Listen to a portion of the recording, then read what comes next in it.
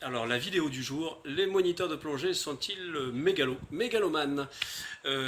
Certainement, autrement je ne serais pas là en train de vous parler sur une chaîne YouTube pour faire des vidéos régulièrement. Alors la mégalomanie c'est l'amour de soi et puis croire en sa toute puissance. Donc heureusement les moniteurs de plongée ont un certain amour de soi, autrement on ne fait rien sans ça, puisqu'après c'est le manque de confiance en soi, et ça c'est indispensable pour un enseignant, quel que soit le domaine. Hein, maintenant, il est important de savoir se remettre en cause et aussi de croire en sa propre marge de progression. Hein, je vais donner un exemple tout simple.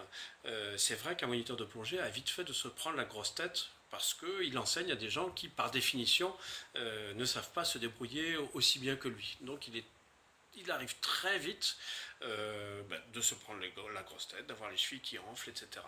Alors que en continuant sa formation, eh bien, on a des remises en cause et on découvre ses progressions et des nouvelles activités.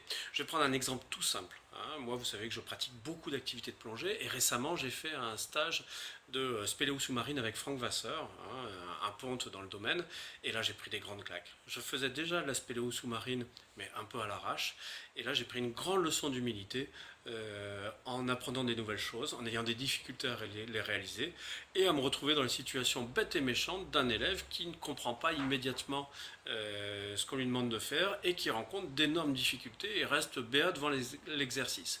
Donc ça m'a donné une grande claque, hein, ça permet de se remettre en cause, et ça c'est important qu'un moniteur de plongée ou un enseignant, quel que soit le domaine, puisse bénéficier de ces remises en cause.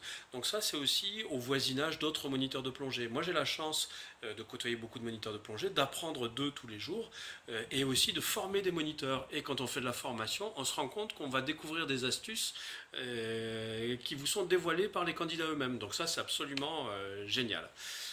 Voilà, donc est-ce que les moniteurs de plongée sont mégalos? Oui, un petit peu, hein. C'est vrai qu'il est important de s'aimer. Maintenant, il est important aussi de savoir se remettre en cause. Et pour ça, une bonne solution, c'est d'écouter ce que disent les autres, ce que font les autres, sans les critiquer, mais d'essayer d'en prendre le meilleur parti. Et puis aussi de continuer sa formation soi-même pour découvrir de nouveaux domaines et puis se remettre en cause régulièrement de cette façon. Si vous avez aimé cette vidéo, cliquez sur j'aime. Si vous ne l'avez pas aimé, cliquez sur j'aime pas. Si vous voulez en voir d'autres, abonnez-vous à notre chaîne YouTube Aquadomia One. Et si vous voulez voir d'autres sujets abordés, n'hésitez pas, passez-moi un petit coup de fil, un petit commentaire sur cette vidéo, un petit mail ou un petit post sur Facebook. A bientôt.